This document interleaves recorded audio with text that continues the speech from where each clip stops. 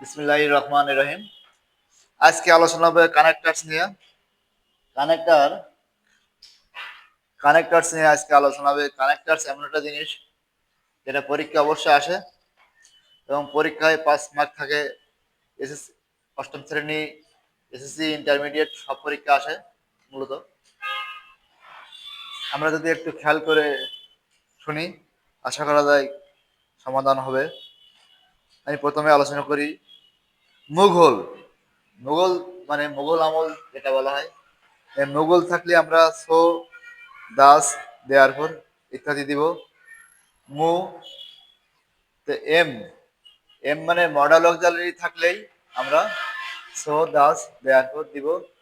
Modal auxiliary can, could, shall, should, may, might এইগুলো থাকলেই আমরা সে জায়গায় উড়াধুরা সো, দাস, দেয়ারফর দিবই।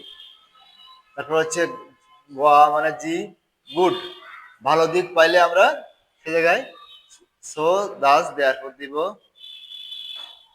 এরপরে হচ্ছে ল মানে এল, লাস্ট। আমরা সর্বশেষে সবসময় লাস্ট কথাটা উল্লেখ করব। যদি সর্বশেষ সেন্টেন্সের সর্বশেষ অংশ থাকে তাহলে আমরা সে জায়গায় লাস্ট দিব। এরপরে যদি খারাপ কোনো কথা থাকে, খারাপ কোনো বিষয় থাকে, খারাপ কোনো আলোচনা থাকে, সে জায়গায় আমরা অবশ্যই দিব হাউএভার দিতে পারি, বাট দিতে পারি, অন দ্য আদার হ্যান্ড যে কোনো একটি দিলেই হবে। আপনারা বিশ্বাস না করেন দিয়ে দেখেন, চোখ বুজে দিয়ে দেখবেন, ইনশাল্লাহ কোনো সমস্যা নাই, রাইট হবে। যদি কোনো সেন্টেন্সের ভিতরে আপনারা দেখেন প্রবাদ বাক্য, যা প্রভাব বলা হয়, বা ইউনিভার্সাল ট্রুথ, চিরন্তন সত্য বলা হয়, সেই জায়গায় আমরা ইনফ্যাক্ট অথবা নো ডাউট অথবা অ্যাকচুয়ালি দিয়ে দেবো। এইগুলো দিলেই আমাদের সেন্টেন্সটি পরিপূর্ণ হয়ে যাবে, আমাদের কানেক্টার্স হয়ে যাবে, আমাদের একে অপরের সাথে মিলে যাবে। এরপরে যদি কোনো সেন্টেন্সের ভিতরে শর্ত থাকে, মানে ইফ থাকে, তাহলে ইফ প্লাস প্রেজেন্ট থাকলে, তারপর হচ্ছে ইফ প্লাস প্রেজেন্ট থাকলে পরে একটা ফিউচার টেন্স দিলে আমাদের কানেক্টার্স হয়ে যাবে।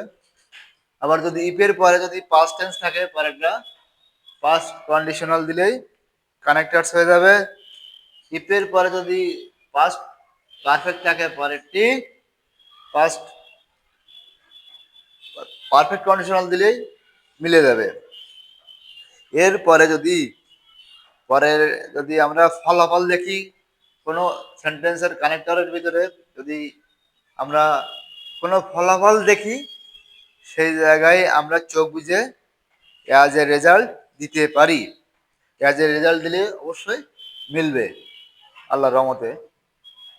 এরপরে যদি আমরা ধারাবাহিকতা দেখি, ধারাবাহিকতা দেখলে সে জায়গায় ফার্স্টলি, সেকেন্ডলি, থার্ডলি এরকমভাবে আমরা দিব।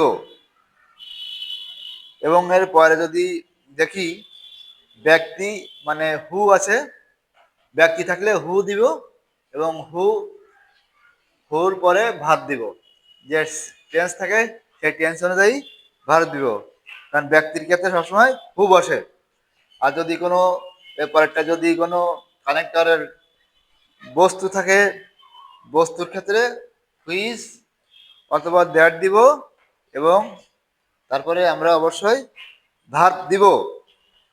এরপরে যদি আমরা কানেক্টার কানেক্টরের ক্ষেত্রে নট অনলি দেখি, পরের জায়গায় আমরা বাট অলসো দিব।